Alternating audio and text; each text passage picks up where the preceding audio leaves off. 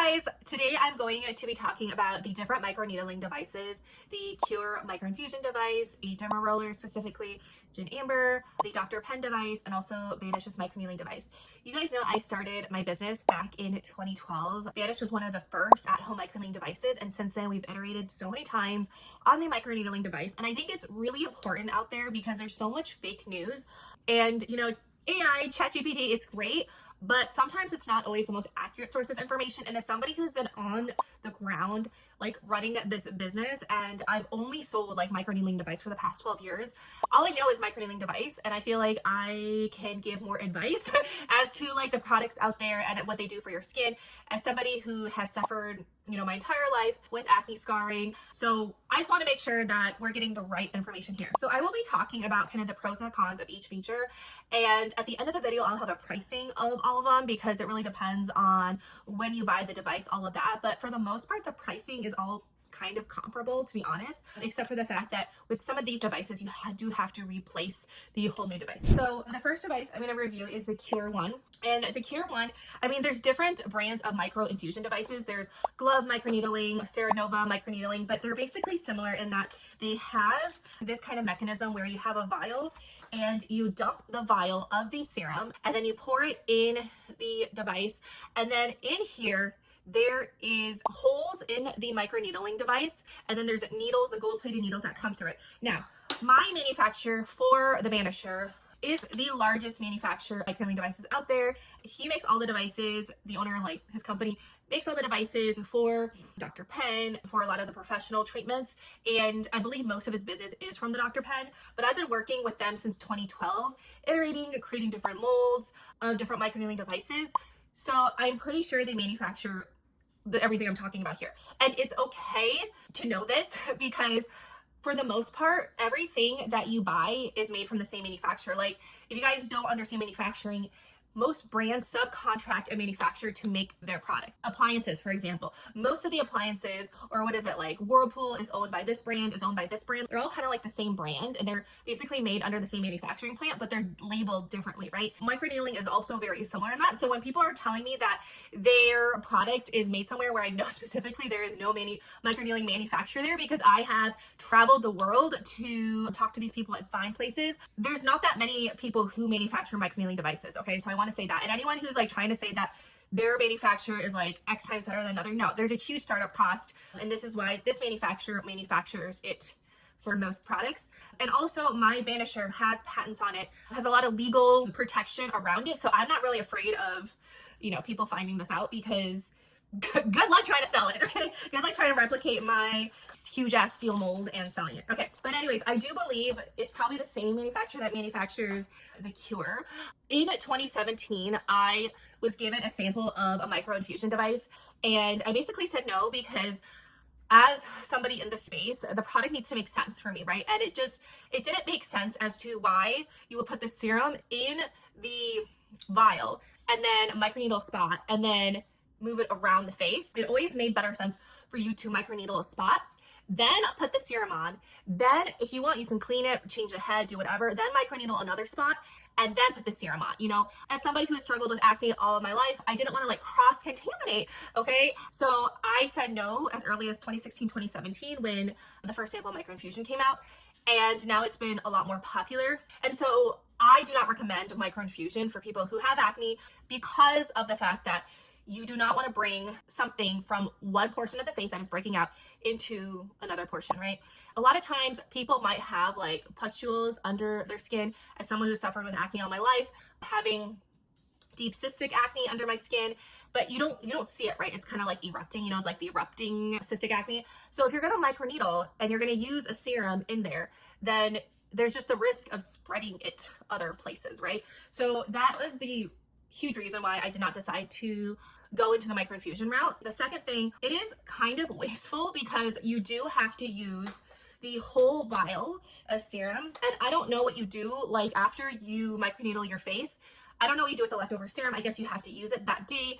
I don't know. To me, it's not necessary to dump that much serum on your face. You know, after a certain point, your skin is not going to absorb all of the stuff on the skin, so you're just wasting a lot. I do like though the gold plated needles, I find the titanium needles in gold, and you can see an image here of how sharp the needles on the Banish are. I do find that the needles on the Qure is very comparable to the needles on the Banisher, and again, I'm pretty sure the same manufacturer makes both of them, and I find it is way less painful when the needles are like that. Okay, and I also do like the shape. I think it's very easy to hold on, like in between your fingers. I like how you can go around the nose, so that is one thing that I do like better with Qure than with like the Banish stamper. But right now I am actually working on different things in the works, right? Different things in the works. So I do like that if you want to really target on certain things, this is probably better. But yeah, but just for the wastefulness, and you have to buy a whole new device with the serum every single time, and you can't like reuse,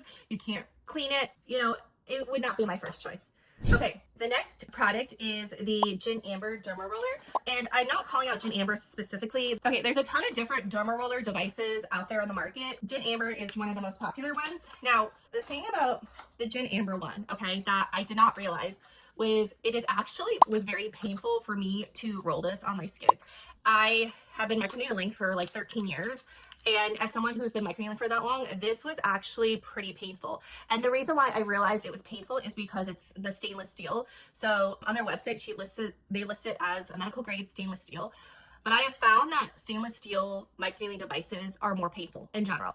Okay. Also, I don't know if it's because the tip of the Amber is not as like fine at the top, or it's just the material of stainless steel. But I think it's a combination of both. Well, you guys know that I think stampers are always better, and I think non-motorized stampers are always the best, because I'll get to that in a second why you don't want to use a motorized stamper. So I don't like the fact it's a derma roller, but also the big thing is the needles are kind of far apart. And what I realized is when the needles are spaced out so far apart, it was very painful. Okay, so that's just one thing. I think on Amber's videos, she recommends using numbing cream. There's nothing wrong with it, but I do think if you're going to use numbing cream, you need to be super careful, because numbing cream to me is more dangerous than the microneedling device itself. Okay, again, I'll talk about that later. I like how light, it's a very chic product. It's kind of cute. You know, she's cute. It's not ugly. Like, what do you call it? This one, the Dermaroller system, you know, is not cute. This is not cute. Like, this is not the vibe. Okay, this is not the vibe we're talking about. Here, actually, I'm just going to open it. And again, the same manufacturer manufactures all these products, I'm pretty sure. So this is a 1.0, so obviously it's bigger. But I don't know. I feel like the needles on the Amber are spaced. You see, they're spaced further apart than a regular Dermaroller, and that's what makes it more painful. Again, it's like the bed of nails. If the bed of nails are like far apart, it's going to hurt a lot more than if the bed of nails are close together. Okay, but I mean, I think she is cute and she's stylish, but that is my honest review of the product. And I'm not sure I think she sells a cleaning spray, but I don't know if there's other products you can use to clean the device and how often you need to replace it. You know, for the Banisher, you guys, I created that self-sanitizing cap because I want people to clean it at home, and I didn't want to have to sell you guys another product that you need to use with the Banisher. I was like, just go to your 99-cent store, get the 99-cent alcohol, you know, 90%, 70%. You can clean it at home and you can reuse it. So that's what I like about it. But I also like, unlike Qure, you can reuse this and you don't have to throw it away. Okay, and I do like how she has the baby Dermaroller. I think that was really cute, and this one was not painful for me to use. I just find this super, super cute, and you can use it around the eyes. And this one looks like it's gold. I'm not sure if it's gold or stainless steel, but I found that this one did not hurt as much. So I don't know if it's because of the needle length, but I found it fit really well in like the laugh lines here and underneath the eyes. Like the angle and everything was great. Okay, now I'm going to talk about the Dr. Pen devices. And again, my manufacturer makes Dr. Pen. It's no secret. The Dr. Pen is a motorized pen, and then you have a cartridge that you put in. Okay, so first, the needles are a stainless steel. And again, as I said, I feel like stainless steel needles are thicker, the gauge is thicker, and I find them more painful. And so you just kind of like put it in here and you turn it on. And then with this, you can turn it and you can adjust the depth of the needle, which I actually think is a pro. So you can do adjustments with this needle. So the issue with the Dr. Pen is how people do it is they circle it, okay, at the esthetician. They circle it, and I know and I understand they add hyaluronic acid, they add other serums, but it starts lacerating and maceration of the skin, and you start developing breakages in the skin, when it's motorized, okay? I don't know, to me, it doesn't seem necessary for the motorization. You can use a chemical exfoliant to exfoliate, and then you can use a stamper device with thin needles to produce the collagen in the skin. But to like stir your skin around, again, lacerate your skin, I don't find it necessary, you guys. So I just did it again, that there's holes in the banana. And I've seen so many people post on Reddit and other places where they microneedle and their skin gets like tears from it. This is my issue with doing the Dr. Pen in a lot of different estheticians, dermatology offices. Number one, it is very much dependent on the person providing the service. I feel like a lot of people worry about the type of device that is used, which is true, But I also think the technician who does it is so much more important than the actual device they use. Why? Because you could have two technicians use the exact same products. One could create really great results and one could really damage your skin.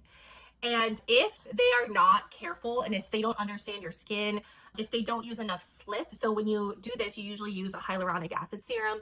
If they don't use enough slip, if they go too deep, if they're too aggressive and they lacerate your skin like this banana here, it could be really bad, okay? With a lot of things, if you're acne prone, I actually recommend you doing it yourself because you're the person who knows where you tend to break out, where like the places, the eruptions of acne might occur. You're the one who can feel that pustule under your skin. The esthetician or the service provider isn't gonna know that there's an erupting pimple there. And if that happens, they could transfer that pimple and the bacteria all over your face. And that could cause further breakouts. And there have been clinical studies where people, spa providers have microneedled and it's caused really bad results on people's skin. Okay. And then also with the Dr. Pen, the thing I have also noticed when using it is when you like swirl it and it's motorized, you get like skin clumps in here, like your skin actually gets in there and it doesn't make the Dr. Pen as effective because again, if you are microneedling and it's motorizing and you're circling in it, you're going to get clumps of skin and then it's not going to be as effective with the whole face. So the times I have used Dr. Pen, I actually replace it like after doing a section of my skin because my skin clumps get there and it's not as effective anymore. Okay, I'm going to have you guys see with the Banisher 3.0, it has again gold plated titanium needles. And again, we want to create a micro channel. We stamp. I'm just going to let it sit so you can see. You can see there's little holes in here, but there's no tears or lacerations in the skin. All right.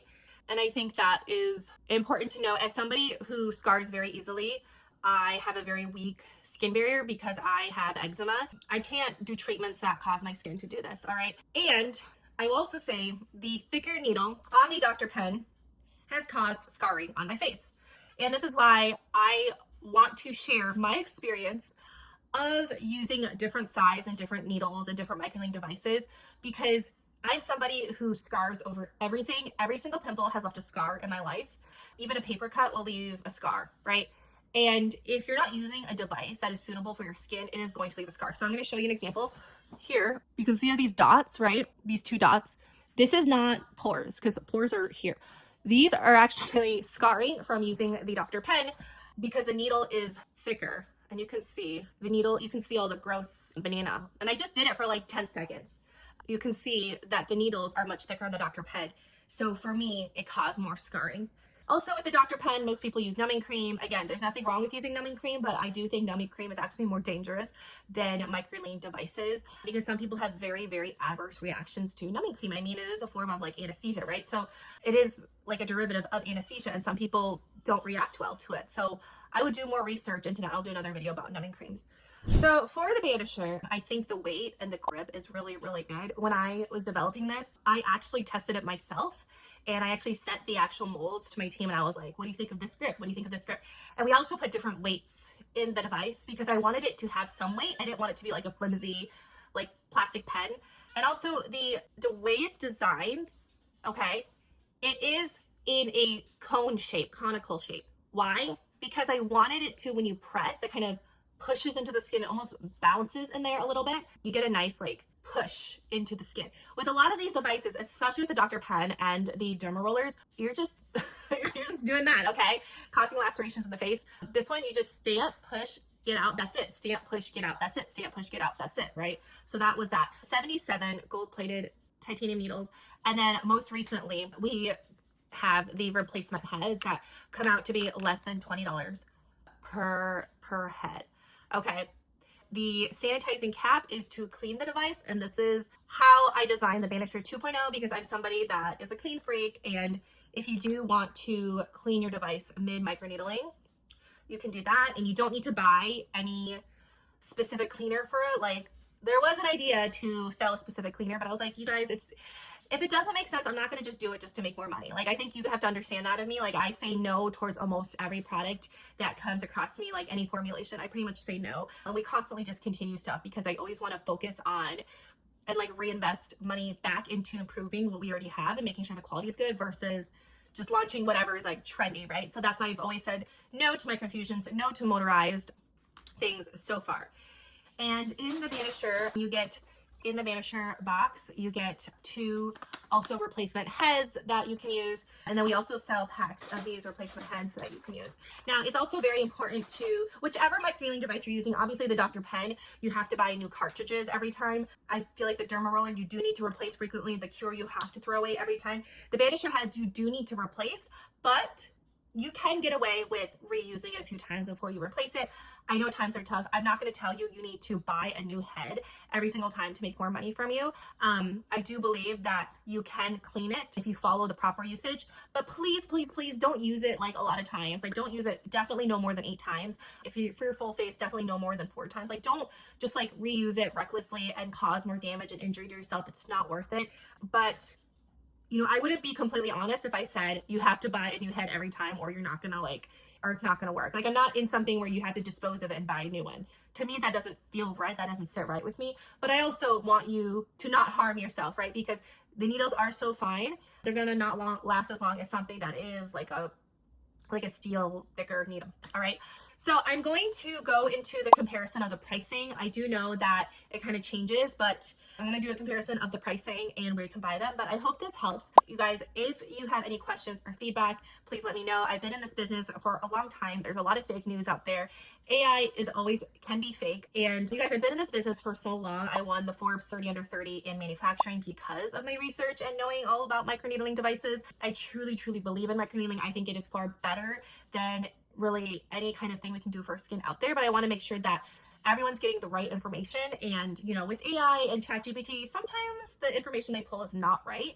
And for something as, you know, serious as your skin and your health, like, we do not want to be getting wrong information or putting wrong products on our skin. So thank you all so much for watching, and I'll talk to you guys later.